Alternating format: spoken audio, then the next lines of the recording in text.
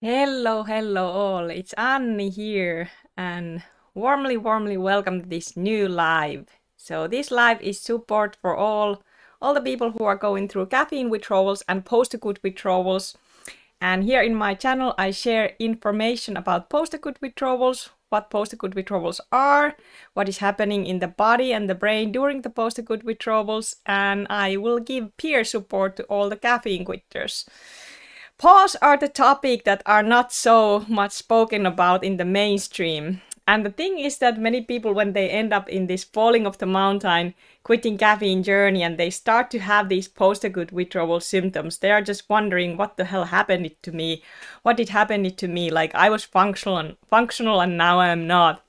And then when they starts to research, they don't necessarily find right away what is happening to them, so they just keep going to the doctors and trying to find out what is wrong, but they don't really know that caffeine is an actual drug and a poison, and it is altering our brain chemistry and our chemistry, what happens in our body, and that's why this information is so much needed. So let's hop in and let's see what is going on when you go through PAWS. And I hope these videos will always be good reassurance for you, all of you who are in this journey, that you will heal, you will recover, and time is the best cure. Don't start to take anything that alters your brain or brain chemistry. That's always my recommendation, because that can just make journey harder. So we're gonna dive deep, and first things first, I will check out that everything works. So that's the most. Don't start to. Yes, the voice is working good. And also, all the people, you are welcome to the chat during this presentation if you have any questions. And we're gonna start today with the video that I'm gonna show you, not whole video, but a little bit about symptoms of PAWS, because this is of course something that you always are asking about me. Anni, is this normal? I feel this. Anni, I feel that my brain is really rewiring. I feel something here. I feel this and that. Yeah, your brain is really rewiring, and that is amazing thing, and that's what PAWS are about. Your system, your stress system, and your neurotransmitter systems, and all the systems in the body are rewiring back to homeostasis, and that itself can be a very lengthy process. For many, it's not only a few months. For many people, it actually takes time. So let's start with this video. And I will share a link below this live that you can find this video and watch it, the whole video to yourself. Symptoms of post-acute withdrawal. You didn't think we'd ever get here, did you? Emotional outbursts or lack of emotion. Well, think about it. When you are monkeying with dopamine, glutamate, GABA, serotonin, and norepinephrine, because anytime you mess with one, you mess with all five. It's just the way it is. Anytime you mess with one of those neurotransmitters, you throw the rest of them into kind of a frenzy. So as the brain starts recovering, as the body starts recovering, certain things are going to recover faster than others. And there may be times when, because you're not supplying excess serotonin, because you're not supplying excess GABA, excess dopamine, that life just seems way more overwhelming, because you don't have enough of those neurochemicals to, help you deal with life on life's terms.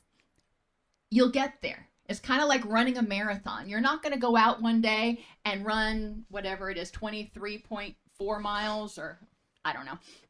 You're not going to go and run a long daggum distance without training for it. You have to build up endurance. Your brain is kind of the same way. It has to slowly rebuild, and your ability to tolerate stress will slowly improve as the brain chemistry normalizes, and whatever that means for you. So let's stop here and let's look at this point of the caffeine withdrawals a little bit, because this is information that Dr. Donnelly Snipe shares. It's kind of overall what's happening in the PAWS and the neurotransmitters, but in my channel I always want to focus especially for caffeine and what it does to our brain and dopamine system, how it affects that, and what is the neurochemical point of view with that. So with caffeine, we know it blocks the adenosine, and that's how it kind of sideways alters the dopamine. So there is more dopamine available when it blocks the adenosine. And she's gonna speak also in this presentation a little bit about adenosine. But what happens with the time, and I will go a little more deeper after I show this video about this dopamine stuff, because I'm really interested about that overall.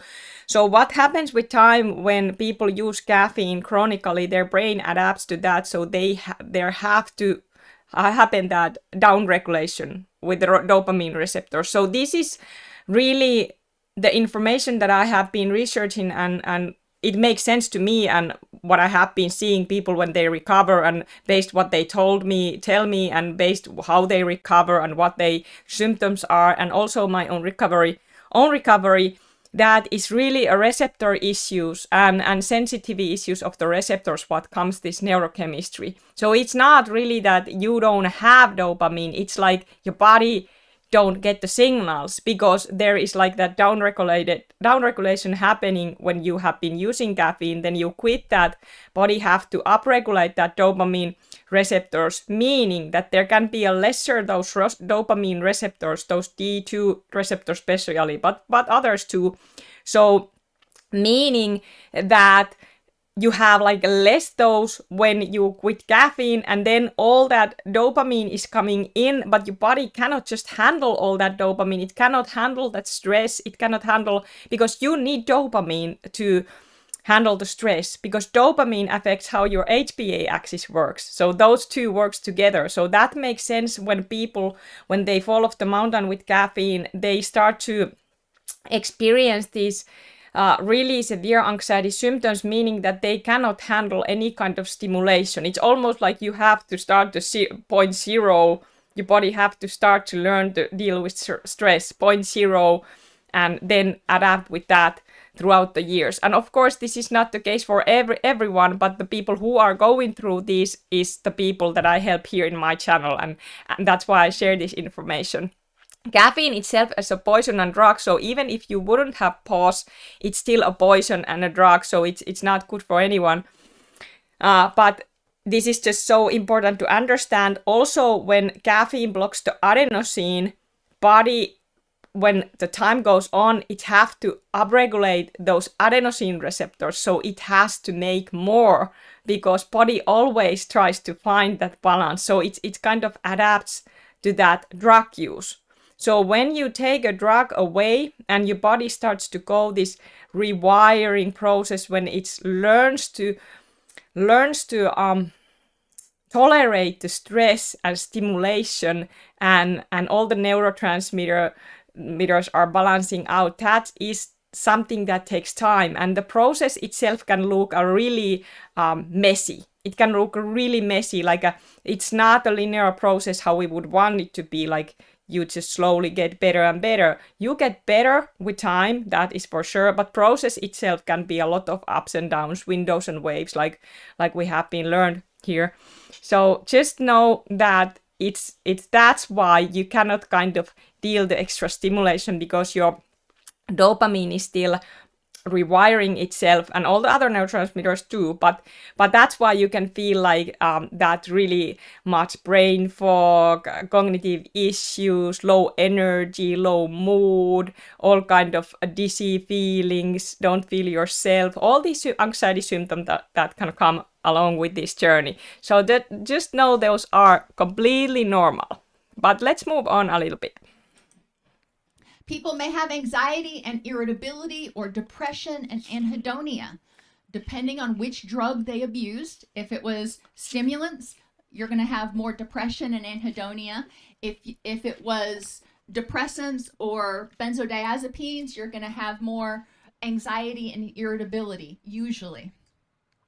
Difficulty dealing with stress, fatigue, well, that's a big one, but it's a no-brainer, like we talked about 2 slides ago. When our dopamine levels are low, our energy levels are low. It's just the way it is. So yes, glutamate is our main excitatory neurotransmitter, but dopamine is really important too.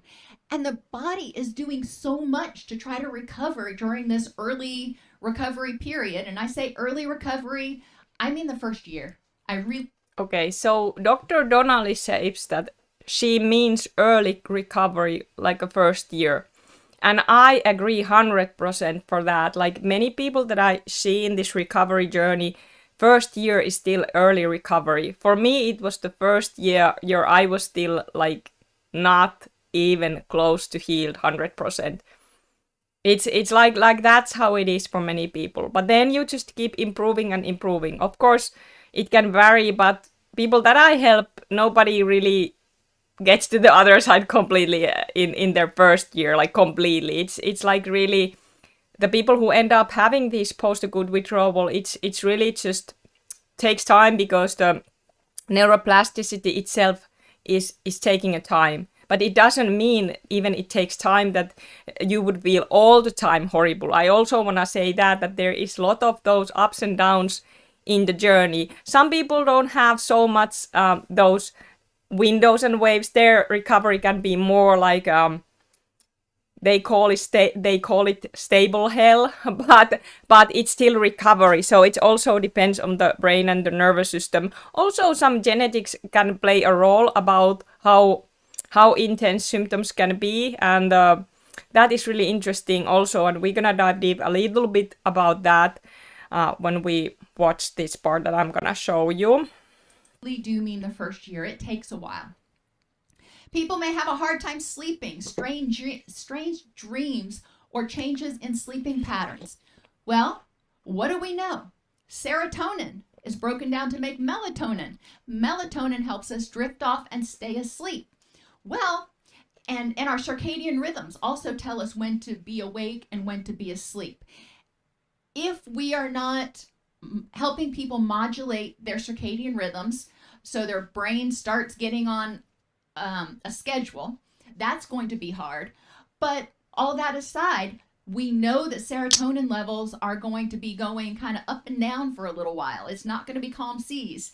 So because of that, melatonin levels are also going to go up and down, which may make sleep more restless, etc. Additionally, if people are anxious, it is harder to sleep. So there's a lot of things that could contribute to difficulty sleeping.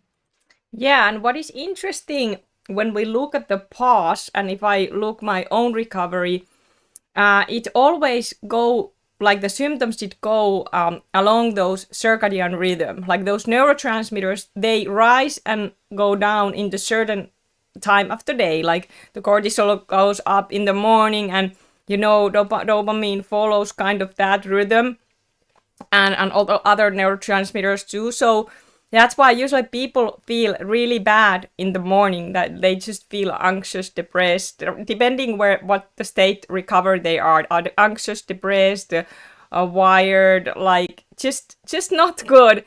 And just know that also is very normal in this, because those neurotransmitters have adapted with that drug use in the certain way. So when you quit the drug, your circadian rhythm also will go back to the normal, meaning that your sleep will go back to deep sleep and restful sleep, where you are actually able to heal. Because the problem with the PAWS for many, or it's not the problem, it's just how it goes, because of the high anxiety, it's like, and all the symptoms, people have so much insomnia and difficulties to sleep, and then they wake up with the night terrors, which is really normal in this. And that is not something that you should be worried about. Even I know in the beginning it can feel like really, really bad when you just wake up every 1 hour and you have to go pee, and it's really can be like a, how that one person say, it's like a torture, the worst torture that you could ever imagine. That how it can feel in the beginning. But then when you go further, your symptoms will start to ease, and you're gonna start to see those improvements. So always focus when you see those improvements, that is where your brain is going to go.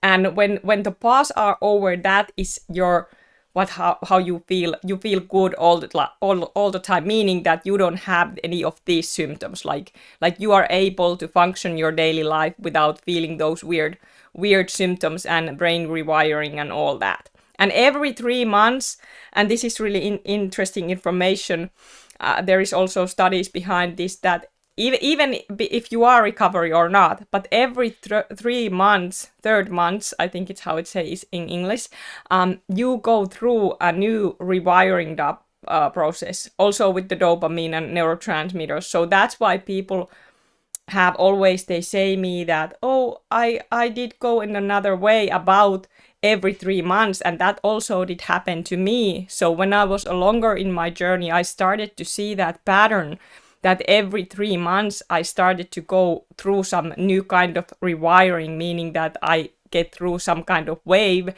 that I was like experiencing more intense symptoms. And then I kind of learned that, oh, that's how the body actually goes through healing. So if you have these more intense waves every third month, don't be scared of those. Those are really normal, and other people have those as well. So that is just our body's the way to heal. But yeah, sleep difficulties, very common in caffeine withdrawal. Almost number one common symptom, along with the fatigue and blahness and depression and pains and anxiety. All those are really normal. It's important for people to be able to be mindful and look at what is making it more difficult for me to sleep right now. Is there anything that I can identify that I'm doing? Sleep hygiene is huge in early recovery psychoeducation.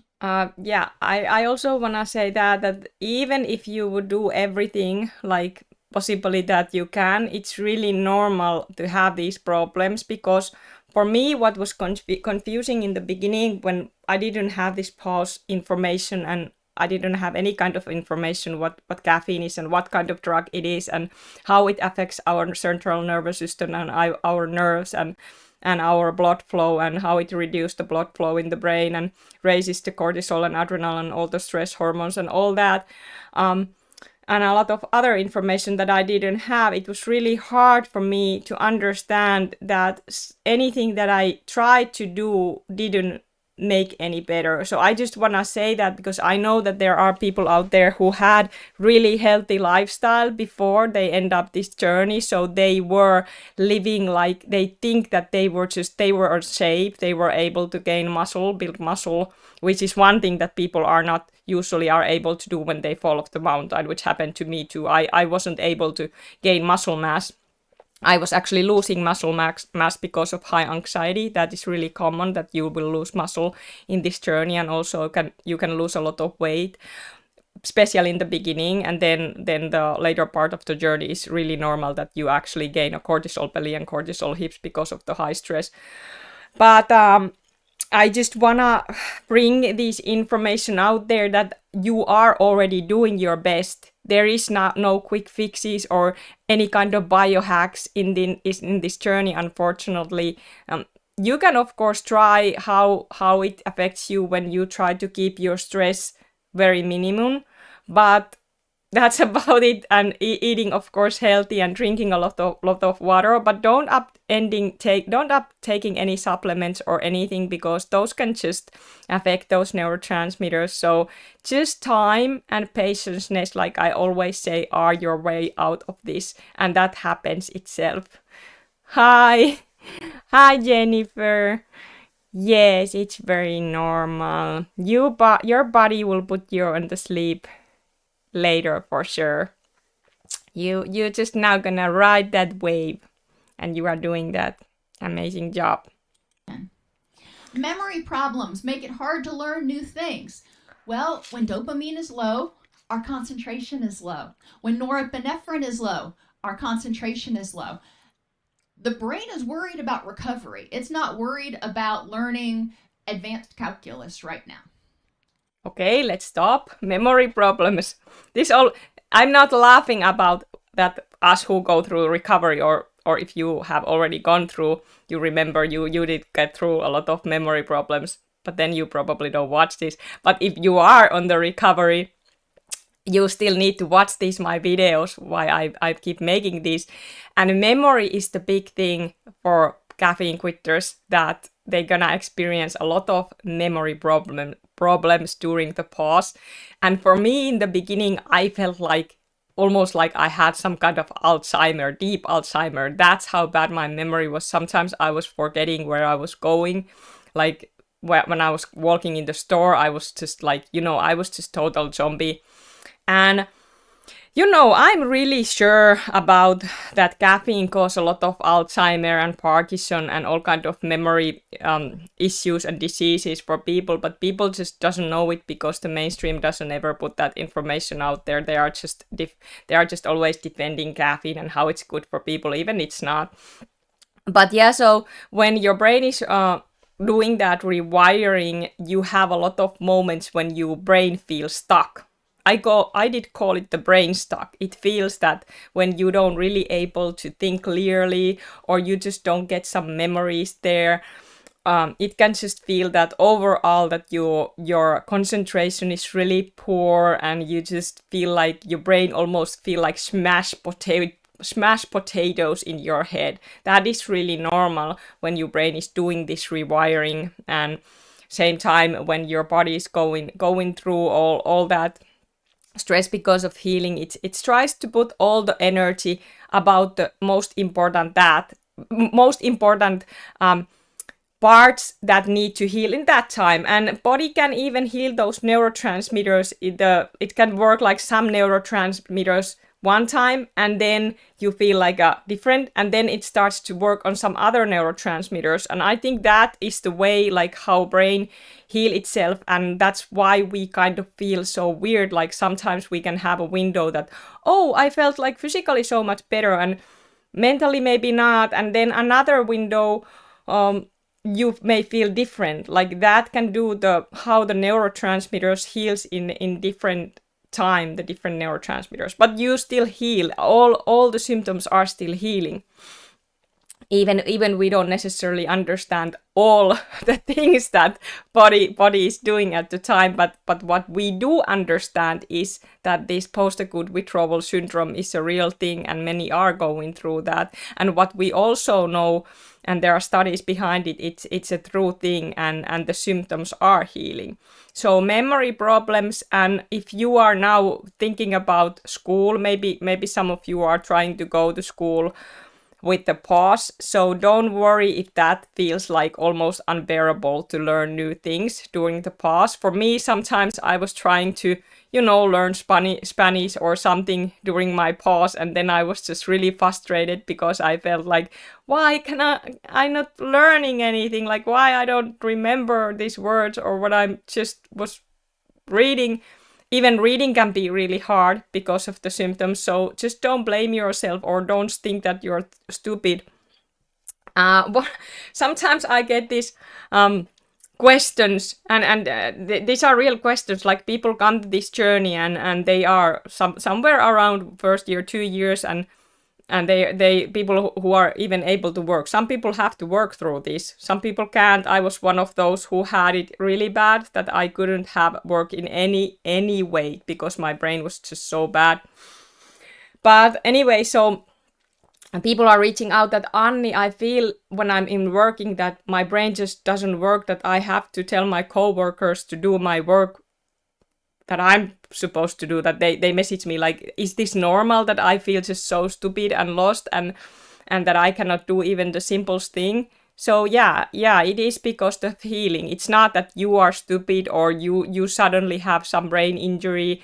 Even I know it can feel like brain injury because that's how I felt. My health anxiety, which I had really high in this journey, which is really common that you have that really high health anxiety because of the rewiring, that you are scared of pretty much everything and anything, and you can even be scared of your own house and leaving the house and your friends and own family members. It's not something that you are doing anything, it's just normal during this, so don't blame yourself. So my health anxiety always did go about the brain injury. That, okay, Anni, you have now some kind of permanent brain injury and you're never gonna heal. That's what my anxiety was saying to me. And also it was saying to me that whenever I was drinking or eating something, it was always like, oh my God, did I do something wrong? That is anxiety. So when you have these anxiety surges that make you research something bad, just tell yourself, no, this is caffeine withdrawal pause, and I'm gonna recover, because you are gonna recover. Because, you know, when you keep researching and going through those rabbit holes, that is not gonna help you, because that is just gonna add the water in the wheel, so-called. So just like focus in the daily life. I would say that some kind of routine, I know I'm always saying this, some kind of routine, and I know it can be hard to have any kind of routine when you are not sleeping and you just have a hell of a lot of symptoms and you barely can move. But when you go further in the journey, okay, when you go through that beginning hardship, whatever it is for everyone, how lengthy it is, you have to get some kind of routine. So when you wake up with the anxiousness in the morning, just get up and don't lay there in the bed, but get up and just go walk or something, start to do something, because that is really the key, that you just keep moving through these symptoms, because symptoms itself, they change, they come, they go, some symptom come, some leaves, but you still keep living your life however you can. And like I always say, I meet you where you at. So we always, in this channel, there are many people going on this post-acute withdrawal recovery journey, different phases. So I give help people who are in their first year, but also people who are on their third year, fourth year. And some people, yes, they need support till the very end. So just remember that when I speak, you always take where you are, and I always remind you that don't start to compare your journey to others. Okay, so we move on. We move on. Anni is a lot of speaking today. Hi, Jaakko. Yeah, I have to have a lot of humor also in these videos, that people can watch this through the end. Trouble thinking clearly, making decisions, and solving problems, that also goes along with, alterations, imbalances in those neurotransmitters, and dizziness and problems with balance and delayed reflexes. All of those, when you understand that addiction has altered the brain chemistry, has altered some of the brain structures, and the body needs to repair, it's kind of like when you get a compound fracture, the bone's sticking out of the skin and it's just nasty, and the doctor has to bolt everything back together again, and it takes a while for those bones and skin and muscles and everything to knit back together. Some days it's going to hurt more, and some days it's not going to hurt as much. And the same thing is true for our brains. Encourage people to identify 2 ways to deal with each of these issues, knowing that it is likely that they are going to experience them. Emotional outbursts or lack of emotion. When they're feeling flat, what can they do to bring some color to their day? What can they do? They may not feel elated, but what can they do to feel content? Okay, here we go. And this is so important. Like when you have these problems coming, when your brain structure is actually changing. I just love that, because that's how it goes when you are in addiction. Your brain structure kind of adapt that drug what you are using.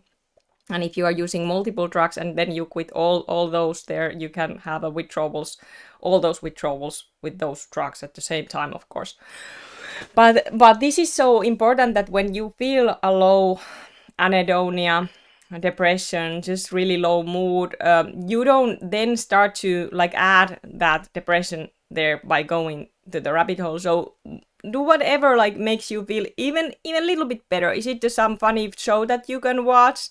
Go into the nature, making some good meal if you are in that phase in the recovery that you can really get a little bit dopamine from the food. So make a healthy food, because the thing is in this recovery that our body are not able to handle that extra stimulation, but it still craves dopamine. So there is kind of a weird what is that word, like when your dopamine is growing, upregulating back in the journey, when you have gone off from caffeine after all that downregulation, that was adaptation. So your body is craving that dopamine. Same with the other addictions too, but now we're gonna focus on this mainly. In this video, of course, we're gonna speak about caffeine. So you're gonna want that dopamine. You're kind of seeking that in a way, but you cannot handle that because your receptors are not functioning right and their sensitivity is not right and the amounts. So that's why it's like you have to try to find that balance in the recovery when you are not overstressing yourself, but almost like when you have some other injury. I have now this knee injury that I had this week. Tuesday it happened, and I now able to walk a little bit better. But even this, I think for me, it takes a few weeks to recover. But the thing is that when you have some kind of injury, for example, your knee or your arm or wherever, and you tell people that, oh, I hurt my knee, I cannot pretty much do anything but rest and take it easy. People understand that. They understand, okay, yeah, good. And you understand that it takes those bones and ligaments and everything kind of puts things together. I don't know what I'm doing here. But it's same with your brain. This is something that people don't understand because they look at you and say that, yeah, you look normal. But you are not normal. You are far away from the normal because the mess that the neurochemical shitstorm, like that one a good benzo doctor, Dr. Jen, said, is going on. So that's why you cannot be normal. Like you are not able to have normal conversation or like function normally daily life, because if we could, we wouldn't need any of this, and then of course we would be okay. So that's why this information is very important to share also all the loved ones and all the relatives and everyone who are not maybe understanding what happens to you. I know they probably always don't understand, even they would have this information, but I would just hope that nobody would have to go through this process alone, because I know how hard it can be, and that's why I have made this channel and my Discord, so you just know you are not alone, and every day we are here with you and I'm here with you going through this journey. So just know you got this really, really good. When they're feeling anxious, what can they do to help them get regrounded again? Again, they may not feel 100% great, but we want to help them develop distress tolerance and coping skills to deal with these issues. And in early recovery, part of it may be calling your sponsor. A lot of these... Calling your sponsor, calling Annie. But yeah, she's like... Siis is so, in Finnish to English. So... emotional outburst, I just wanna also say, and lack of emotion, like those emotional outbursts, especially if you are a woman going through this and around your period cycle, before period, you can just start to feel emotionally really overwhelmed. You cannot almost stand anything. Your boyfriend is saying something to you, you cannot tolerate, or your husband is saying something, or somebody is saying something. You are just emotionally like floating, like your emotions just comes out. That is a good sign. That is a healing in this journey.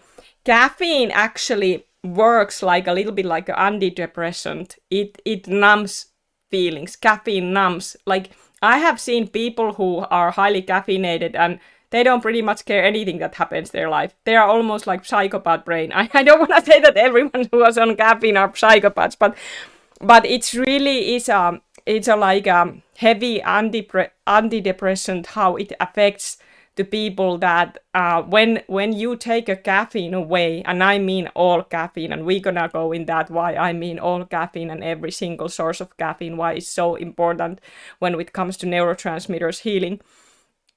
You're gonna feel stuff differently. your emotions are healing also. So it means that during this recovery, you're gonna start to feel things more. You're gonna start to feel good and bad. Of course, you feel sorrow, but you also start to feel happiness. You start to feel joy when you go further in the journey. You start to enjoy things differently because that's how we are meant to be. We are not meant to take something to numb ourselves. Caffeine even numbs the pain. So pain, you're gonna also feel pain when you heal, and that's how it goes with the healing. Skills and tools and things sound great, but when push comes to shove and that dopamine is really high and the cravings are really high, sometimes it's really important to have another actual physical human being saying, I got your back on this. Not just your conscience going, you don't want to do that, but your sponsor or your coach or your best friend saying, come on, let's go out and take a walk, or let's go to the park or watch a movie and until this passes, because sometimes it's really hard to do on your own. Your endogenous opioids, I mentioned those earlier, and endogenous is just one of those fancy ways of saying natural. Your natural opioids reduce the amount of GABA released. So, and reduced GABA increases dopamine. All right, dopamine is your perseveratory neurochemical and is also involved in energy and attention. I know we already went through this, I'm just kind of summarizing for you. Norepinephrine is responsible for attention and alertness. When you start to get fatigued around lunchtime, they found that generally the main neurochemical that's low at that point is norepinephrine. Mm-hmm. Glutamate is your main excitatory neurotransmitter. When that HPA axis kicks off, cortisol is released, and glutamate and norepinephrine are all released to prepare you to fight or flee. Serotonin. And remember earlier I said certain types of serotonin? There are at least 17 different types of serotonin receptors. Wow. And depending on which serotonin receptors are activated, there are different reactions. Some serotonin receptors increase anxiety and increase alertness. Other serotonin receptors are more calming. And your cannabinoid receptors are involved in regulating mood, memory, appetite, pain, cognition, and emotions. Now, cannabinoid receptors obviously are related to, those are the ones that are activated by, guess what? Cannabis. When people stop smoking marijuana or ingesting it, however they're getting it, they will also potentially have PAWS symptoms because those cannabinoid receptors have been overstimulated for a while, and now they're going to have to re-regulate to this lower level of stimulation, the natural cannabinoids. So mood, memory, appetite, pain, cognition, and emotions may also be out of whack for people who are detoxing and recovering from cannabis use. But also when we are recovering from the caffeine, all those, like just summarizing also what we spoken already, the memory, appetite, pain, cognition, and emotions, it's all what is gonna heal in this journey too, and how you're gonna feel it, because you're gonna feel it, those symptoms in all those areas, because like caffeine is affecting every single neurotransmitters. Like every drug, they have kind of their own functions. Like caffeine, we know that it's affected dopamine, do that, adenosine, like blocking that. And I think that's a huge thing in this journey. We have to understand that adenosine and how important neurotransmitters that is, because it's kind of that brake. When you put that brake down, and it slows down the neuron activity. So when you take caffeine, you almost do the adenosine like this. Go away, adenosine! Adenosine! Like, do that like many years. You're just gonna stop that adenosine. So even the common sense says that that's not gonna do anything good with the body when you take caffeine and you reduce that like blood flow to the brain. And it's not like they say, like even one cup, which can by the way be even over 200 milligrams caffeine, depending what size of a cup you have. That 6-ounce cup is just a really little small cup. So nobody really even drinks that little caffeine nowadays. They drink tons of it. So you can even affect like over 50%, maybe 80% reduce the blood flow. Like nobody really knows even how high it can be, but it can be really high. So just keep that in mind, that if you don't have that blood flow in your brain, and it like affects that, and your brain doesn't get that oxygen and those nutrients, with caffeine also depletes all the nutrients absorbing, and that body is not getting those, so it's not gonna be a good thing with the long term. But yeah, we just have to remember this, like important stuff. And remember, nicotine and in some states, cannabis are legal. In all states, alcohol is legal. It doesn't mean Caffeine is legal too. That those things don't do all kinds of gymnastics with your neurotransmitters. It doesn't mean that stopping them is just going to be a walk in the park, because it's... Is stopping caffeine walking the park? What do you think, guys? Put comments below this video, share your story, share where you at on your journey to motivate others, share a little bit information. I don't usually say this to you because I know you are already sharing a lot in the Discord and all, but just because we need to have this information out there, the people who are not even knowing that caffeine is a drug. So put a little bit comments below this video. Is to pause walking in the park, or how it goes for you. All right, let's move on. Those are actually some of the hardest things to stop. Adenosine, we've talked about this so many times in different classes. It is one of my, least favorite little neurotransmitters, because as it builds up in our brain, it causes us to get sleepy. Adenosine is a central nervous system modulator that has specific receptors. For me, it's my favorite now. When adenosine binds to its receptors, neural activity slows down and you feel sleepy. That's what they call sleep pressure. As you go through the day, adenosine builds up in your brain, which people call it sleep pressure. Mm-hmm. When you get that deep sleep at night, it clears out the adenosine. Well, in early recovery, because of PAWS, sometimes people don't get good sleep. When they don't get good sleep, the adenosine doesn't get cleared out, so that contributes to them feeling foggy the next morning.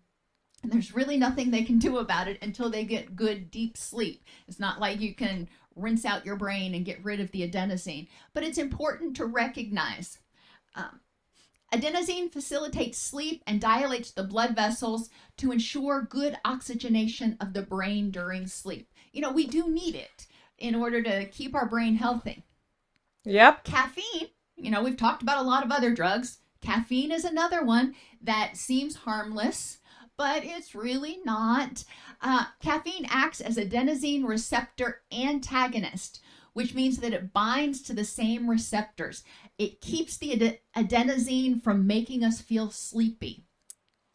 It doesn't mean it gets rid of it, so to speak, but it keeps the adenosine from making us feel sleepy, which is why when we get sleepy, when we get kind of foggy, a lot of people will drink caffeine and it makes them feel more alert because it's pushed the adenosine out of the way and taken over in those synapses.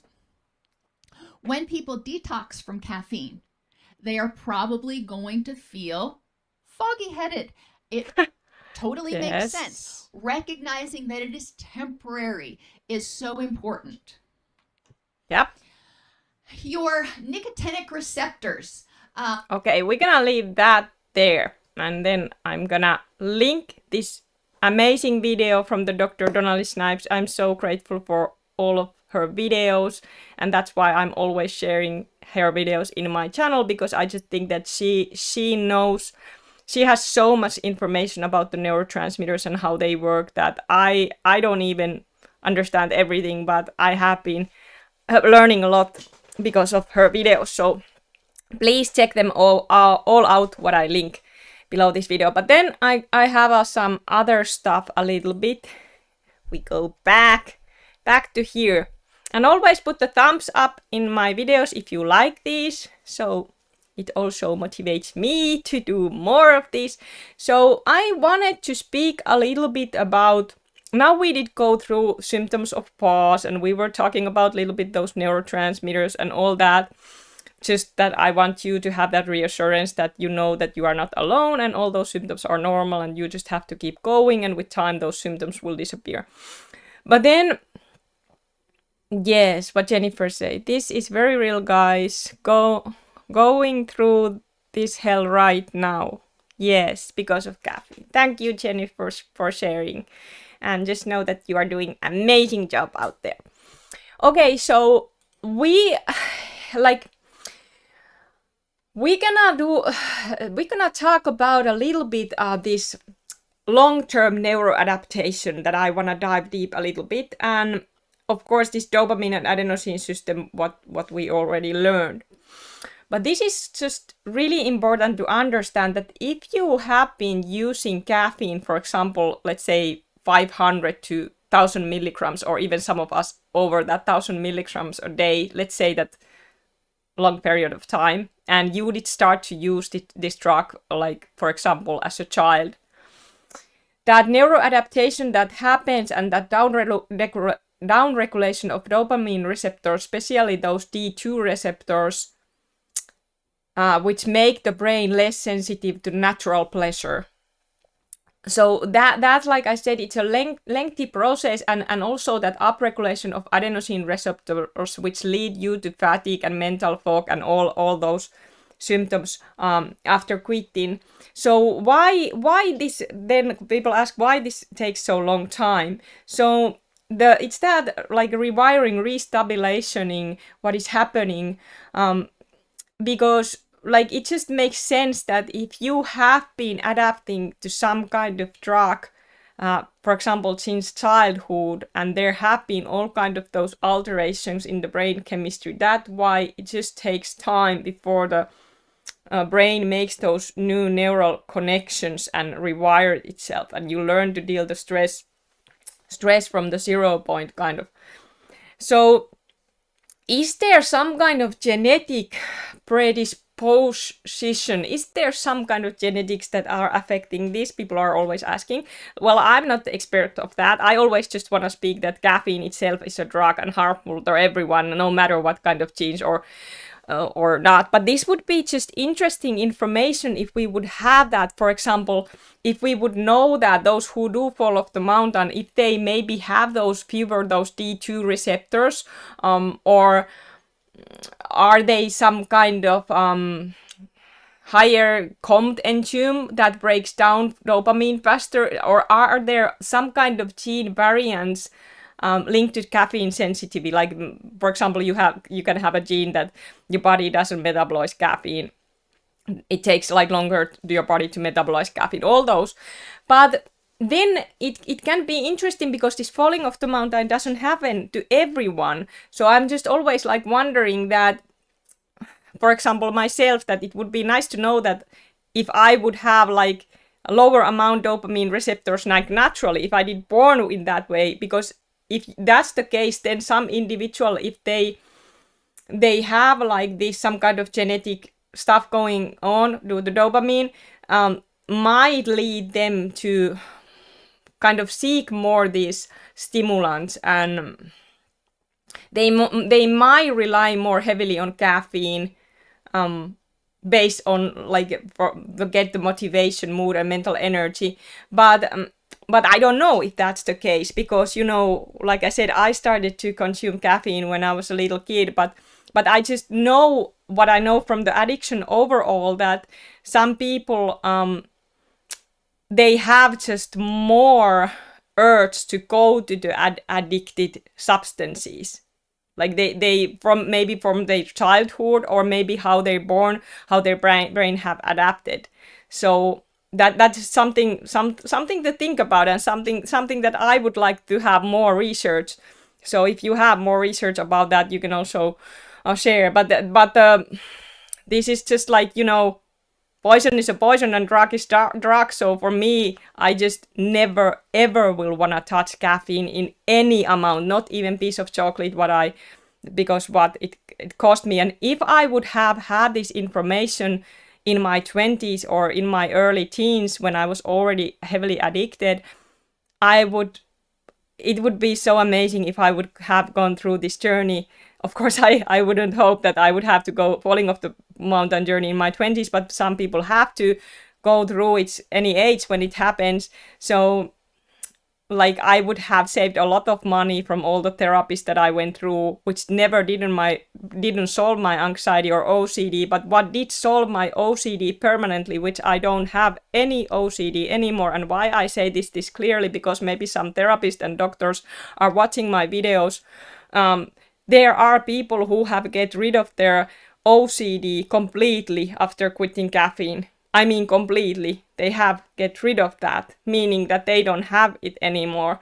So that's why I just think it's so important that if the doctors and therapists would have this information so they can share that with their patients and ask about their caffeine consumption. So now we're gonna go to the part which is important to me to tell of you guys, because some of you go take a little bit caffeine, chocolate, tea, a little bit something while you are healing. And that is not something that I don't ever recommend. Why is that? Because when you recover from this drug abuse, if you start to consume these small amounts of caffeine, meaning even chocolate, this keeps the brain reward system in this constant low-level dysregulated state. I'm gonna repeat it. Like constant low-level dysregulated state.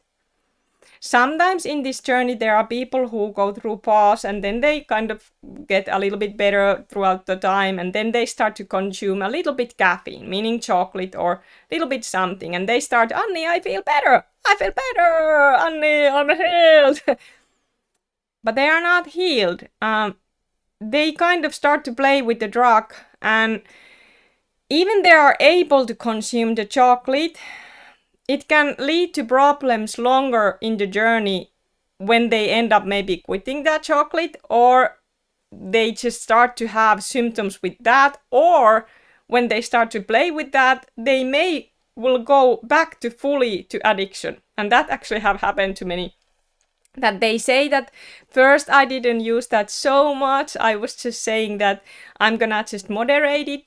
But what happens over time, because your brain is always like, oh, I know this one. This is my drug. We're gonna want to go back with that. Your brain knows, even you would be how strong ever, you cannot control the addiction. So that's why I say that you don't wanna have that constant low-level dysregulation state, because it will prevent that full neural recalibration. So if you are alcoholic, this would be very clear. So if you are alcoholic, we don't have to have this conversation. Nobody have to have this conversation. With caffeine, I don't know why we have to have this conversation, because it's a drug like alcohol or any other drug.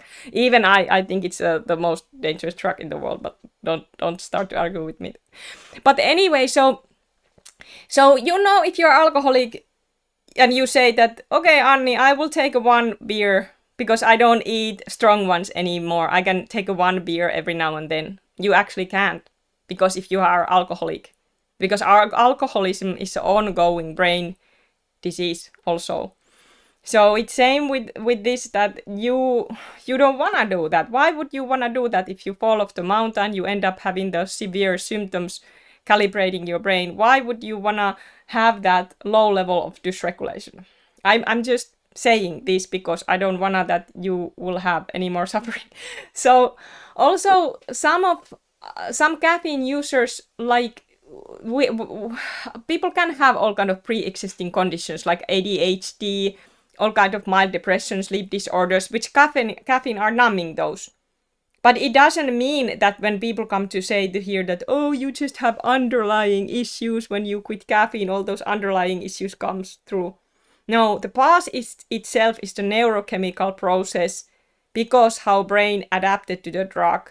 And when you recover, the pause is that pause is the process when you recover from that. So you adapt back to normal. But then also, if you had any of those pre-existing conditions, meaning ADHD, maybe a little bit like I think even normally ADHD, it's not necessarily a bad thing. It's just like a regulation. It's just like a nervous system dysregulation, if you ask me. But it's just like, let's say that, okay, you have certain environment that you have adapted, meaning that you have more like that ADHD behavior, meaning that you are maybe a little bit more gone in the certain things, and that's not necessarily bad if you have born that way, meaning that if you start to go into stimulants or substances, it just makes it worse. And then when the problems comes, because anything that we have naturally, our body is always kind of rewiring with that, and you will find, like, you naturally will find ways to deal with that, like with the depression. If something happens like in life, let's say that somebody, our loved one, dies, or something happens, we get naturally depression. It's really good to have that, because that's how our body adapts to the situation. I injured this knee, I was a little bit anxious and depressed, like, what if I cannot walk again and stuff like that. Then the next day I was already, okay, what then? I'm gonna just keep going and my knee will heal. Like, in this little stuff that we do have in life, we adapt easily. But when we go through PAWS, that adaptation doesn't feel easy. It's not something that you can just like, oh, whatever. It actually is lengthy process, and something that it's good to have support, because you, like, it's not so easy to just like, okay, just move on, because you are not able to function in so many level for many people. But anyway, so whatever, if you have any pre-existing conditions, those will also heal in own way, and that is a good thing. So that's why I always recommend this quitting caffeine for everyone, of course. And tapering slowly is the safest way to go for many people. So then, of course, like, for many people, caffeine is like, it is a coping tool. It is a coping tool, even people doesn't know it's a coping tool. Like, you get that dopamine, you get that pleasure from that, and it's part of your morning routines. It's part of your work routine. In the work social situation, you always have a cup of coffee. When you go out with your friend, you have a cup of coffee. When you go to those work meetings there, they offer coffee. They offer it everywhere it is. That's why people doesn't ever think that there would be anything bad about the caffeine and coffee, because it's everywhere, and that's why this information is so much needed to share. So yeah, like, people doesn't, when I was a caffeine user, I never thought that there was something bad about my caffeine use, because it was the ritual that I learned from the childhood. It was almost so huge part of my daily life that, when you just live with that and you are adapted to that, you don't think about things the same way. But when you quit, you will see. So then this factor, why the recovery sometimes can have these pumps, like, meaning that there are some things that you can definitely make recovery worse. Let's say that there are not much things that you can ease that always, or you can not make that shorter except time, but there are certain things that you can ramp up the volume. So that's why I wanna, before we end this really short support live, I'm always like, this should be short support live, only 30 minutes, but we're gonna, now it's a little bit over hour, sorry. But okay, so you don't wanna do that. So you don't wanna add extra stress, especially in the beginning when your system is doing that highly intense healing because of the high stress. So you don't want to add anything like extra stimulation, because you are not handling stimulation anyway. So you want to try to take it easy. Take it easy in the beginning.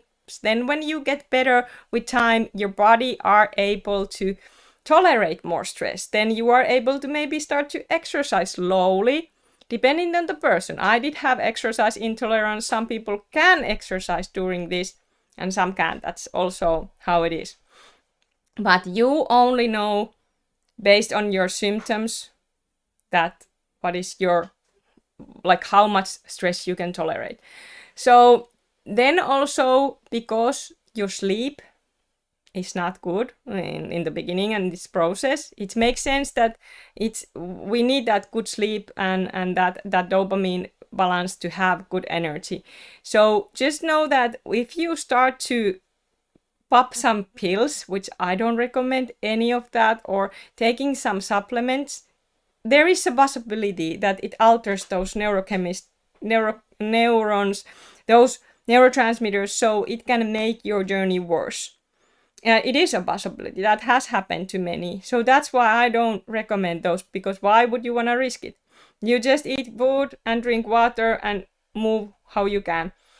And then also, like, if you have a really, really stressful job that you are trying to work through this, of course, my heart goes out with you. If you are even able to work, for me, that's like a wow, because I was the one of those who had it really bad that I couldn't, and that's why I have support group also, because there are many other people who cannot work during this. But just if there is any way that you can ease the stress during this journey, I will recommend that, especially in those beginning stages. And like we learned, Dr. Donnelly Snipes says that in PAWS, first year is beginning. Even she said that. So these are not things that I'm making up, or just I'm also want to say that I'm not making this up, or I'm not here to tell people that everyone should quit caffeine. I'm not here to judge people who drink caffeine. I'm just sharing information about this drug, so people who do have this post-acute withdrawal syndrome would get reassurance and that this information that they need. So just remember, I always meet you where you at, and this is something that I do here in my channel. So please always, let's be nice to each other wherever they are, on caffeine, off caffeine, trying to quit caffeine. I know that quitting caffeine can be really hard, and don't blame yourself if you don't succeed right away. But then for some of us, we did kind of not have any other any other way. Our system just did crash, and then we did end up this falling off the mountain journey. But there is a lot of good things coming out for this, like for me, and also I just feel good, and I have a lot of dopamine and motivation. But see you on Discord, guys, and see you in my next videos, and always keep it up. You got this good. And these are just always things that I will want to share with you. Bye!